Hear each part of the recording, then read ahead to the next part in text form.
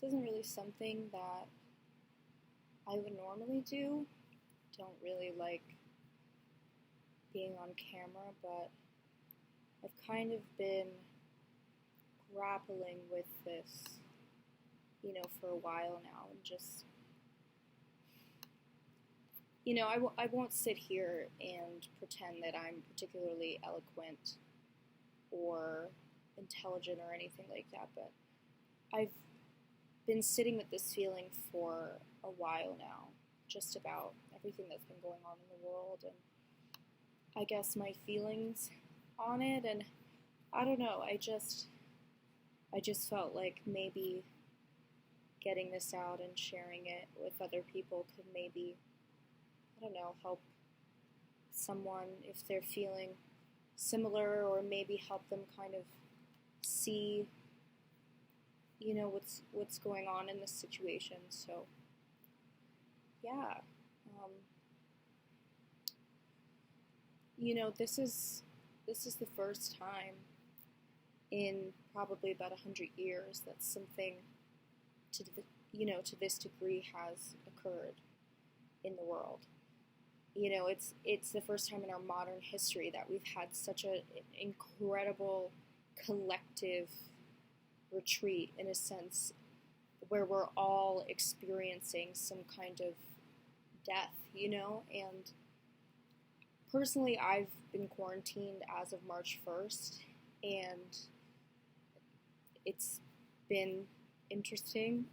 It's been an odd experience, but I think something that I've noticed with going online and being able to spend more time, I guess, immersing myself in that, and talking to people about how they feel, and seeing stuff and reading the news and articles and all sorts of opinions and anything, from all sides of the coin. People who hate this, people who think it's a hoax, people who, are just glad that they get a break from society and having to work and to do all this stuff. People on the front lines, people who just, just all over and in between. I think something that I've noticed is that a lot of people are more afraid of being in touch with themselves than they are of a global virus. You know what I mean? It's like the fear of reflection is more daunting than the fear of death. The fear of looking yourself in the mirror and seeing yourself for who you are, away from the public persona and the fake lives and the things that so many people do to create this image and this lifestyle and this person that just doesn't exist, especially in the age of technology, in the age of the internet. The coronavirus has done more than just, unfortunately, kill so many people across the globe. It's killed so many aspects of our world as we know it, and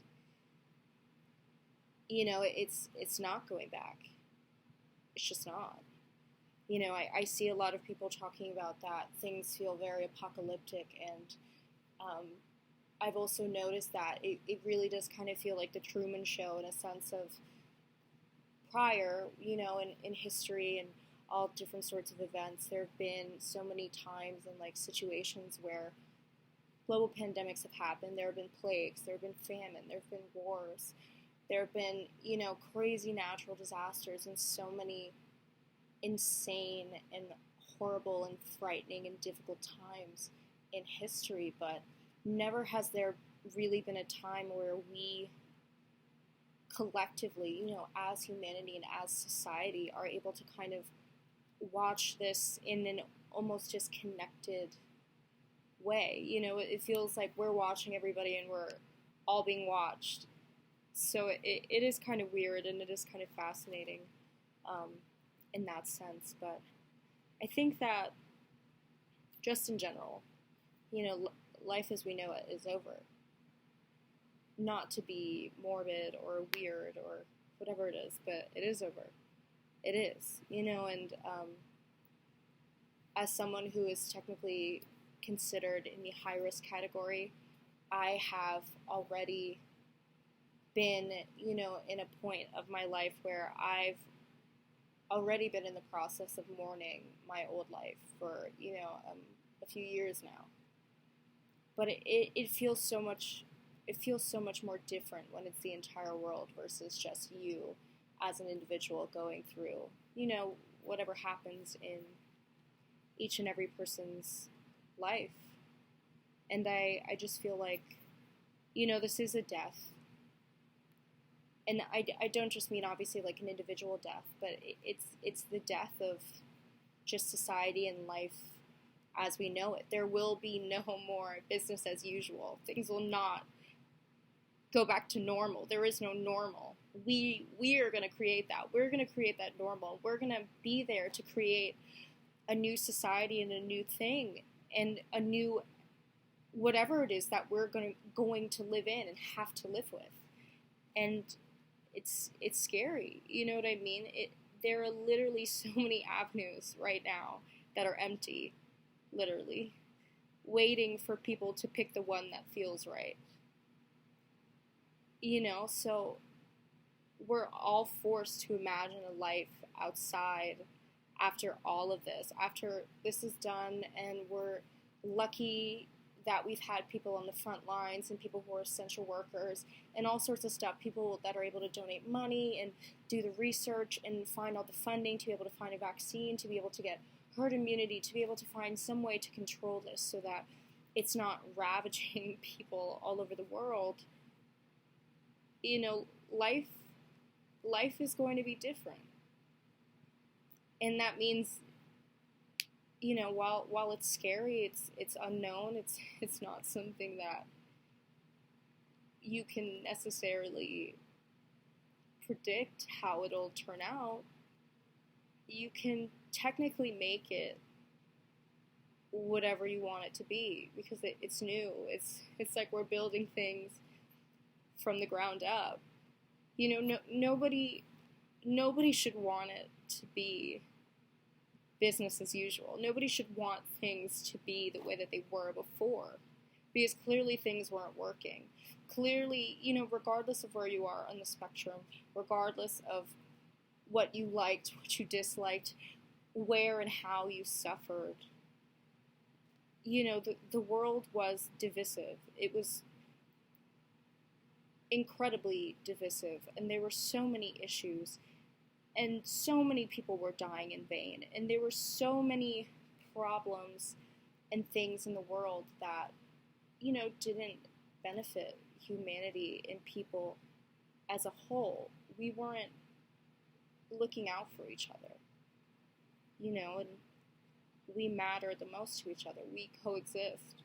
We're here on this planet together, whether we all know each other, whether we like each other, whether we even pass each other for a second, for a moment on the street or in an airport, in the bathroom, anywhere. You know what I mean? Things have to be different. They should be different. And those things start with us. It's not going to start with protesting. It's not going to start with this or that. It's not going to start with complaining. It's not going to start with whining. It's not going to start with arguing and being hateful and being cruel. It's not going to start with any of that stuff. It starts with us. It starts with what we do with this time to reflect and retreat and to look at ourselves and, say not only what we're doing for ourselves and are we even living a life that is authentic or genuine or true to who we are. What are we doing for others? What are we doing in the world to create the world that we want to live in? And are we helping people more than we're hurting them? Or just anything in between, and that starts with us.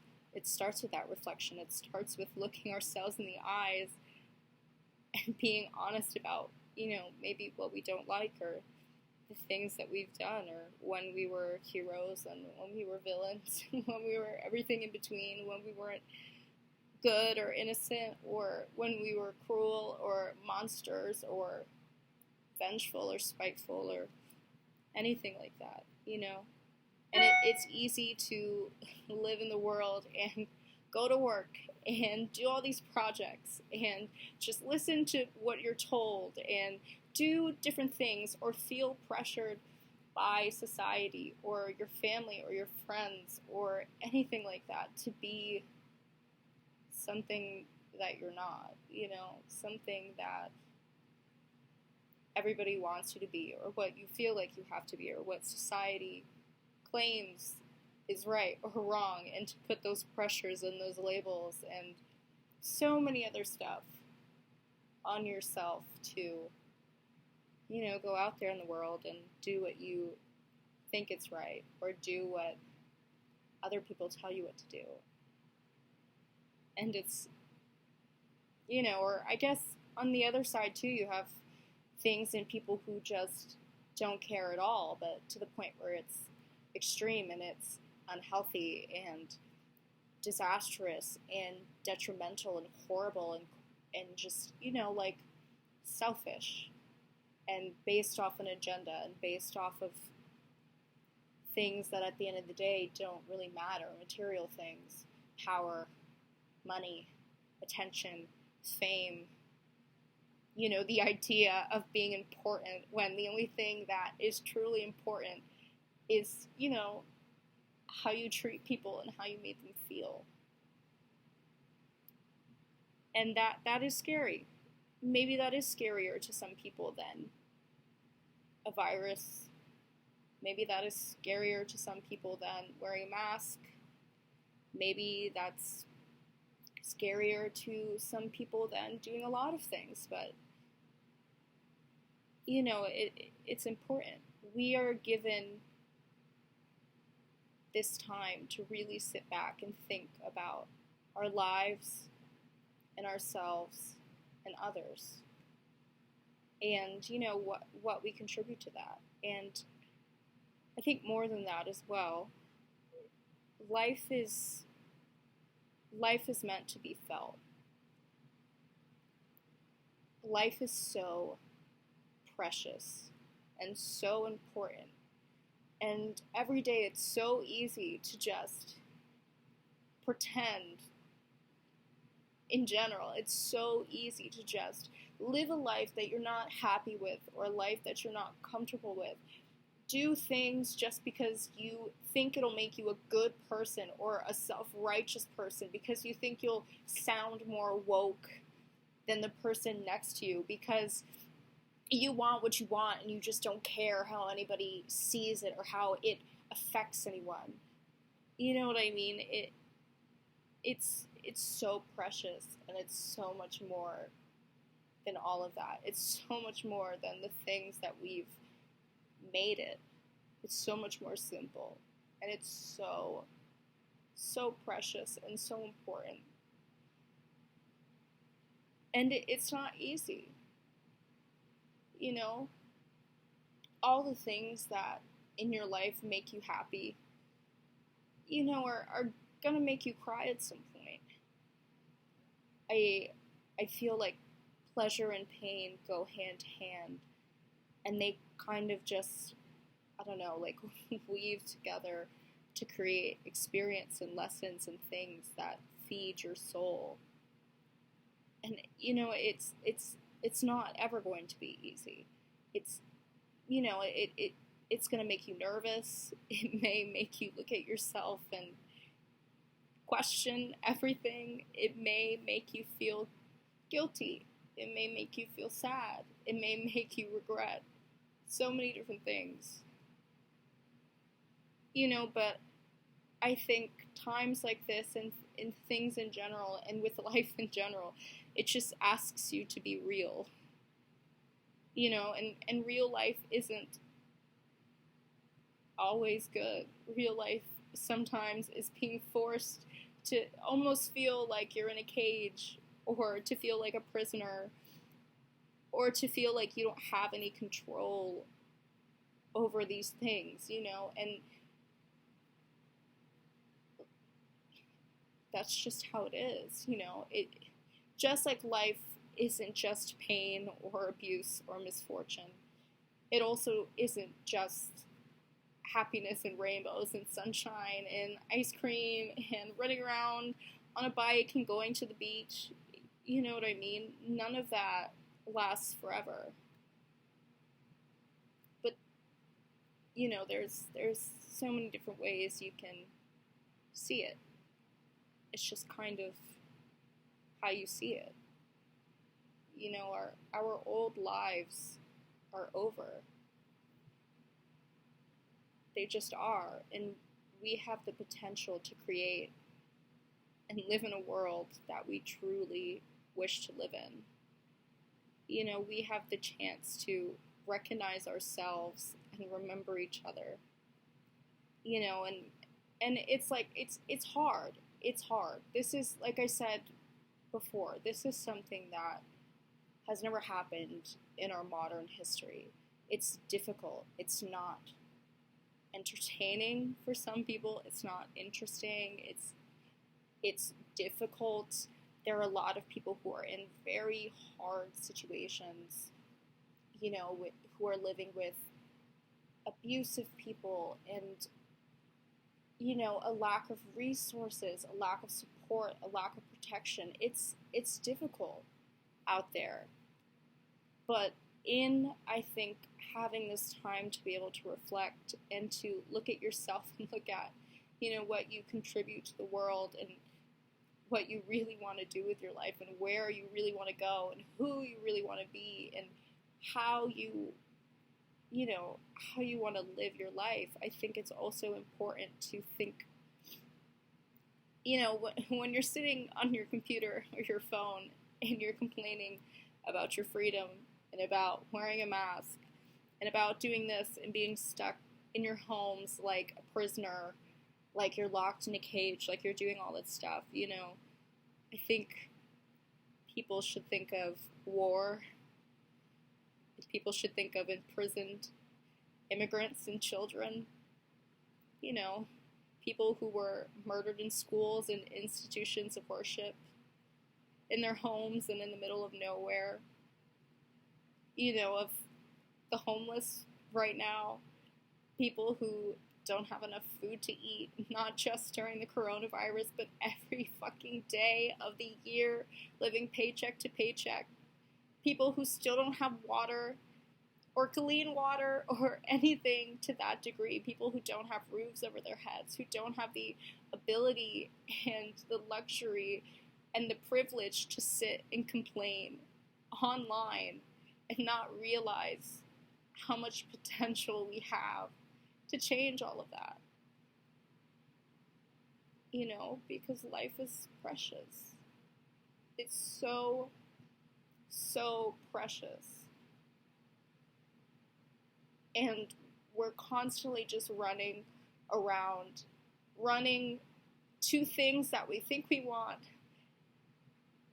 and running away from things that we might need or reality or anything like that. If we don't take enough time to just sit and reflect at what's happening and what's really in front of us,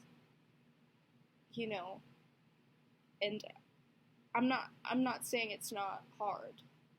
Like I said, personally, I'm someone who is in the at-risk category, and I have been what would be considered like the at-risk category for a few years now. So I have been mourning my old life for a few years now, and it's hard. It's difficult and it's uncertain, and it's hard to imagine a world outside of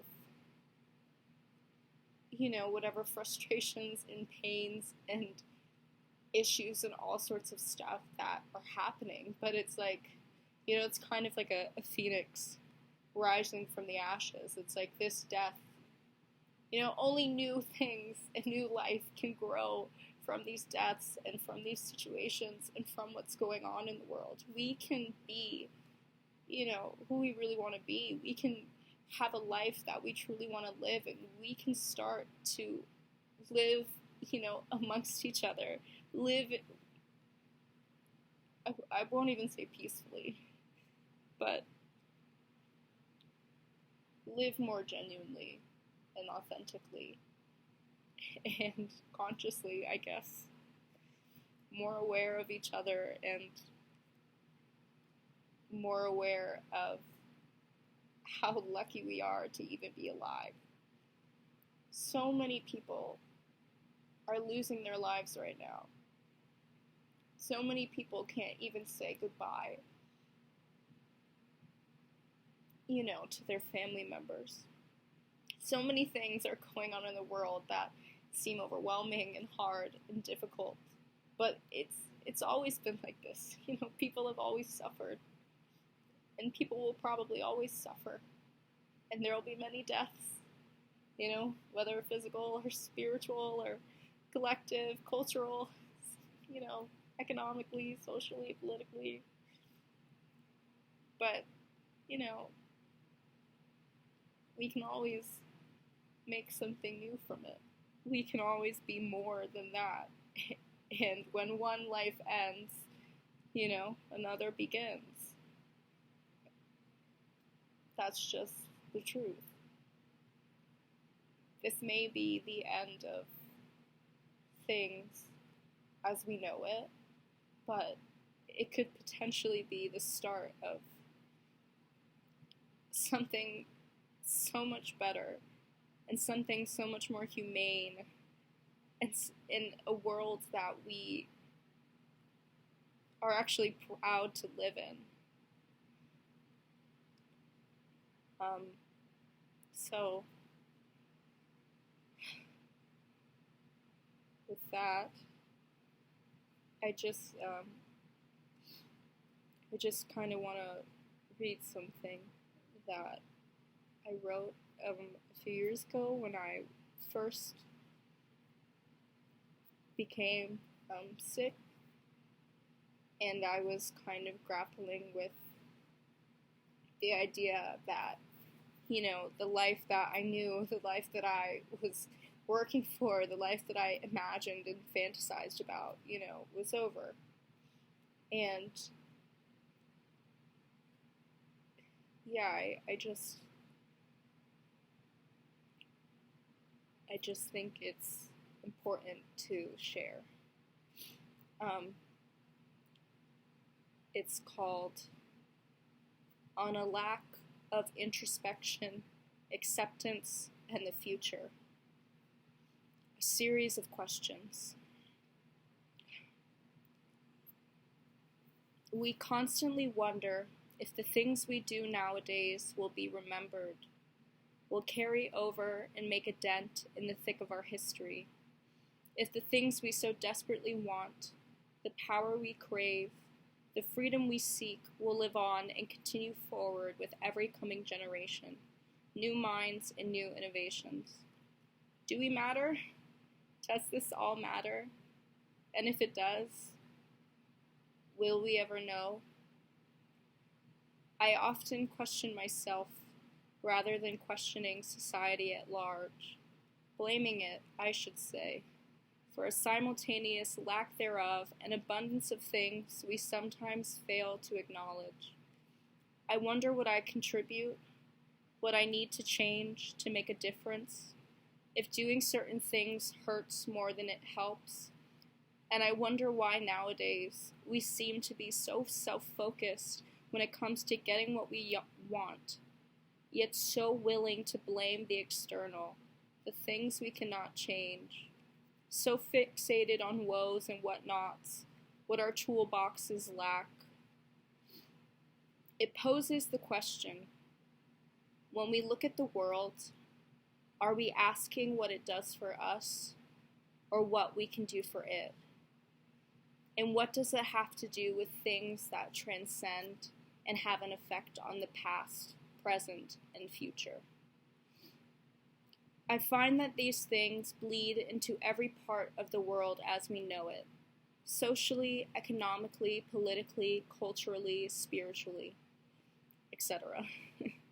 But do we deny ourselves the opportunity for breakthrough when we deny ourselves the vulnerability of introspection?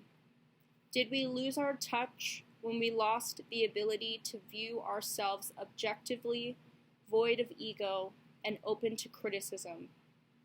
Does life move with the majority, or does it roll with the tide?